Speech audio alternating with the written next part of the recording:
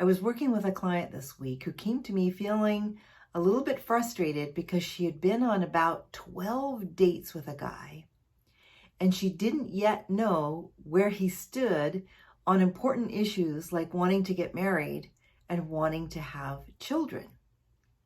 So she asked me, Vicky, when is a good time to ask this question, to talk about this really important issue?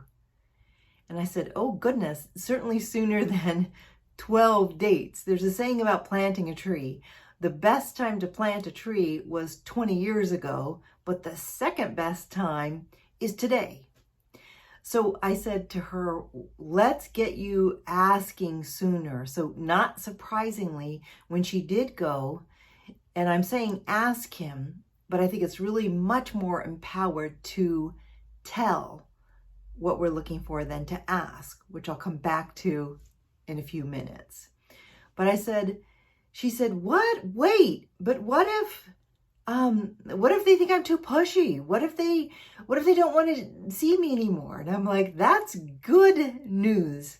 That is very good news. This is a very successful businesswoman who has no problem, I am certain, asking for the sale when it comes to the specific business that she's in. But all of us can get very tangled up from our past wounds around dating. Unhealed childhood wounds and all kinds of different things can really slow us down when it comes to being empowered and being very clear about what we want. So I said something to her that really resonated that I hope will help you. So first of all, I'd like you to imagine a world where hitchhiking is completely safe. And so I said to her, if you're hitchhiking and a car pulls up, what's the first thing you ask? Where are y'all going, right? If I want to go to Canada and they're going to Louisiana, it's just not a match, right? But sometimes what we do with dating is the car pulls over, the door opens up, we're like, oh, this is nice. I like this car. It's got leather seats. It's got a very cushy interior. It's sexy. Without asking where the car, AKA the person we're dating, is going.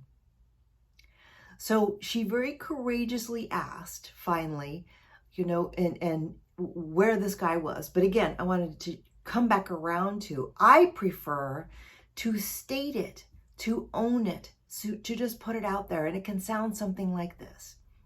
Hey, I like you. You seem to like me. We seem to get along well. I just want to share with you, I'm really looking for something long-term. I'm looking for a committed relationship and I want to have children. Or whatever your truth is. People have very specific ideas about where they live. Someone's sharing their spiritual path. All those things that are very important to you. The more important it is to you, the more it is of a deal breaker, the earlier you need to say it. And wouldn't it be great if in dating we could be as detached as we could be if we were hitchhiking, right? The car pulls up. We want to go to Canada. They're like, yeah, we're going to Pennsylvania. Hop on in. Oh, I don't want to go to Pennsylvania. I'm headed to Canada. If we could practice saying, hey, I just want to share with you, this is what I'm looking for. You take back your power. And she said, well, I'm afraid that they're going to reject me. And I'm afraid they're going to think I'm too pushy. Then that's not your person.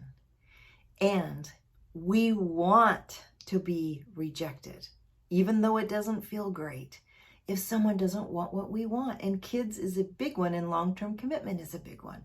There's a lot of people out there, for one reason or another, with nothing right or wrong about it, are not emotionally available for a relationship, are not looking for a long-term relationship, don't want children. That's fine. Or for whatever your truth is. Look, my truth was when I was dating, I did not want children. I already had 2 children. And I had a couple of guys who were very disappointed that I wouldn't want to have children when my kids were 18 and 15. But that was a clear one for me. And the one guy in particular I liked a lot, but I had to walk away. So be like a hitchhiker. Don't just hop in the car and go for a ride, even if it's very sexy. Ask, where are you headed? Or say, hey, here's where I'm headed. Sending you so much love.